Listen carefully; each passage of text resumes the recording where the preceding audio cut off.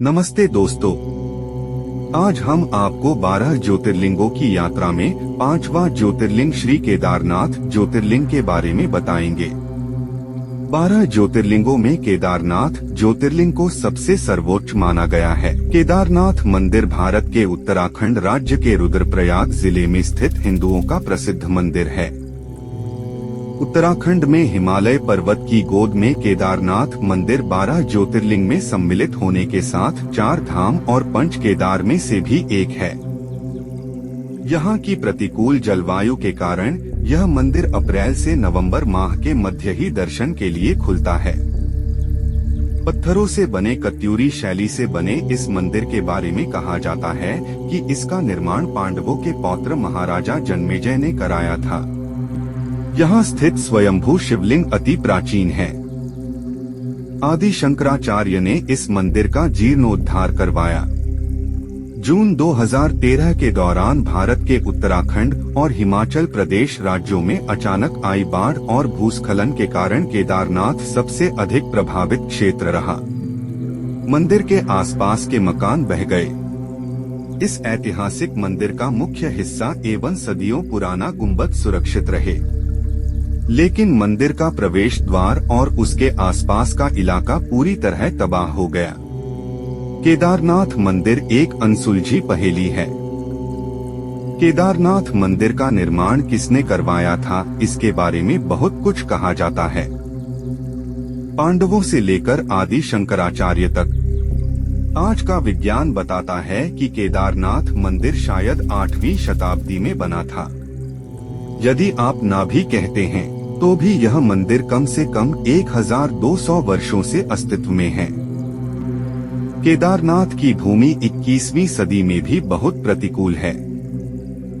एक तरफ 22,000 फीट ऊंची केदारनाथ पहाड़ी, दूसरी तरफ 21,600 फीट ऊंची कराचकुंड और तीसरी तरफ 22,700 फीट ऊंचा भरतकुंड है। इन 3 पर्वतों से होकर बहने वाली 5 नदियां हैं मंदाकिनी, मधुगंगा, चिरगंगा, सरस्वती और स्वरंदरी। यह क्षेत्र मंदाकिनी नदी का एकमात्र जल संग्रहण क्षेत्र है। यह मंदिर एक कलाकृति है। कितना बड़ा असंभव कार्य रहा होगा ऐसी जगह पर कलाकृति जैसा मंदिर बनाना, जहां ठंड के दिन भारी मात्रा में बर्फ हो और बरसात के मौसम में बहुत तेज गति से पानी बहता हो। आज भी आप गाड़ी से उस स्थान तक नहीं जा सकते। फिर इस मंदिर को ऐसी जगह क्यों बनाया गया? ऐसी प्रतिकूल परिस्थितियों में 1200 साल से भी पहले ऐसा अप्रतिम मंदिर कैसे बन सकता है? 1200 साल बाद भी जहां उस क्षेत्र में सब कुछ हेलीकॉप्टर से ले जाया जाता है, जेसीबी के बिना आज भी वहां एक भी ढांचा खड़ा नहीं होता है। यह मंदिर वहीं खड़ा है और न सिर्फ खड़ा है बल्कि बहुत मजबूत है। हम सभी को कम से कम एक बार यह सोचना चाहिए। वैज्ञानिक अनुमान लगाते हैं कि यदि मंदिर 10वीं शताब्दी में पृथ्वी पर होता तो यह हिमयुग की एक छोटी अवधि में होता। Wadia institute of geology, Dehradun ने केदारनाथ मंदिर की चट्टानों पर लिग्नोमेटिक डेटिंग का परीक्षण किया। यह पत्थरों के जीवन की पहचान करने के लिए किया जाता है। परीक्षण से पता चला कि मंदिर 14वीं सदी से लेकर 17वीं सदी के मध्य तक पूरी तरह से बर्फ में दब गया था। हालांकि मंदिर के निर्माण में कोई नुकसान नहीं हुआ। 2013 में केदारनाथ में आई विनाशकारी बाढ़ को सभी ने देखा होगा। इस दौरान औसत से 375% अधिक बारिश हुई थी। आगामी बाढ़ में 5,748 लोग, सरकारी आंकड़े, मारे गए और 4,200 गांवों को नुकसान पहुंचा। लेकिन इतनी भीषण बाढ़ में भी केदारनाथ मंदिर का पूरा ढांचा जरा भी प्रभावित नहीं हुआ। भारतीय पुरातत्व सोसाइटी के मुताबिक बाढ़ के बाद भी मंदिर के पूरे ढांचे के ऑडिट में 99% मंदिर पूरी तरह सुरक्षित है। खास बात यह है कि इस मंदिर के निर्माण के लिए इस्तेमाल किया गया पत्थर वहां उपलब्ध नहीं है। तो जरा सोचिए कि उस पत्थर को वहां कैसे ले जाया जा सकता था। उस समय इतने बड़े पत्थर को ढोने के लिए इतने उपकरण भी उपलब्ध नहीं थे। इस पत्थर की विशेषता यह है कि 400 साल तक बर्फ के नीचे रहने के बाद भी इसके गुणों में कोई अंतर नहीं है। आज विज्ञान कहता है कि मंदिर के निर्माण में जिस पत्थर और संरचना का इस्तेमाल किया गया है तथा जिस दिशा में बना है, उसी की वजह से यह मंदिर इस बाढ़ में बच पाया। केदारनाथ मंदिर उत्तर दक्षिण के रूप में बनाया गया है, जबकि भारत में लगभग सभी मंदिर पूर्व पश्चिम हैं। विशेषज्ञों के अनुसार यदि मंदिर पूर्व पश्चिम होता तो पहले ही नष्ट हो चुका होता या कम से कम 2013 की बाढ़ में तबाह हो जाता, लेकिन इस दिशा की वजह से केदारनाथ मंदिर बच गया है। इसलिए मंदिर ने प्रकृति के चक्र में ही अपनी ताकत बनाए रखी है। मंदिर के इन मजबूत पत्थरों को बिना किसी सीमेंट के एशलर तरीके से एक साथ चिपका दिया गया है।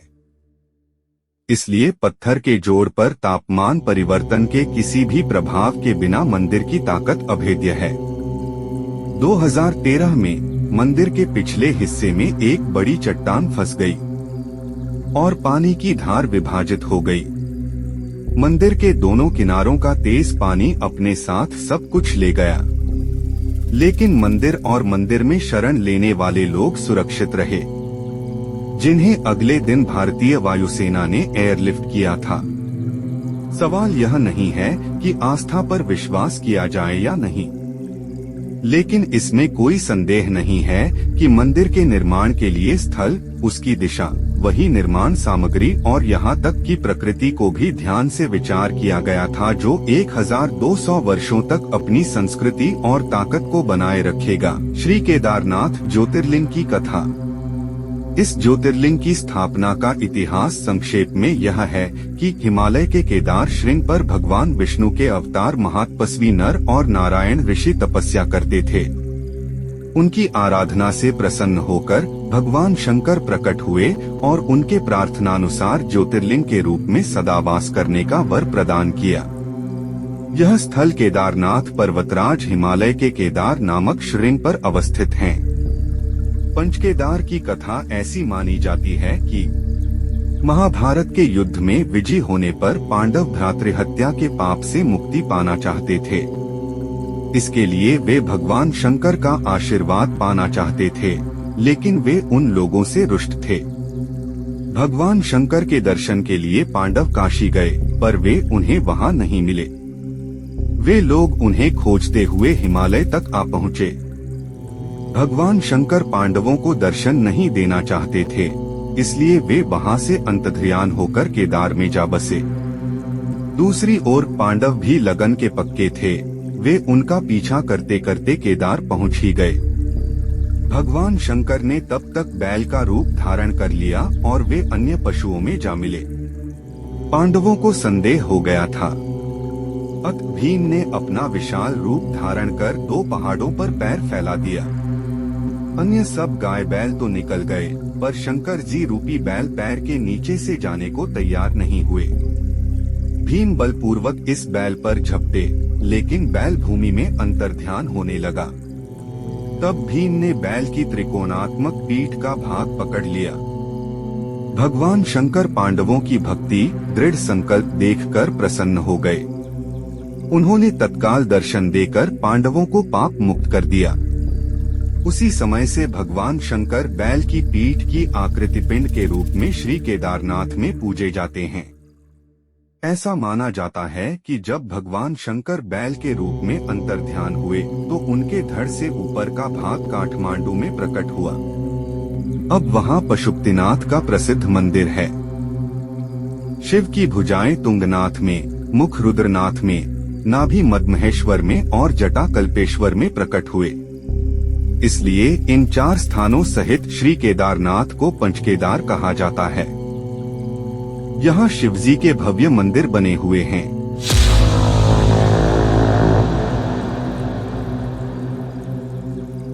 केदारनाथ पहुँचने का सबसे अच्छा तरीका क्या है?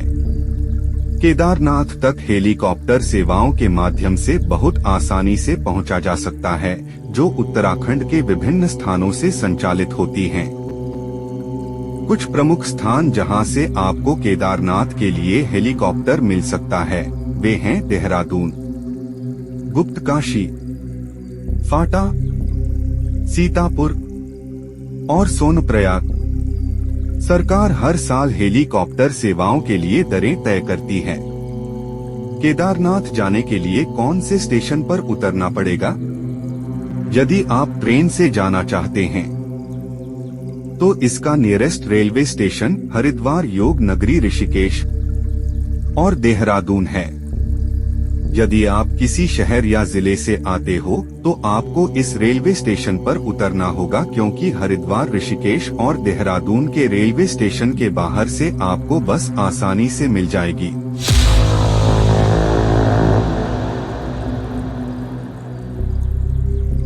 आशा करते हैं आपको ये वीडियो पसंद आया होगा, तो कृपया कमेंट करें, लाइक करें और शेयर करें। धन्यवाद। ओम नमः शिवाय।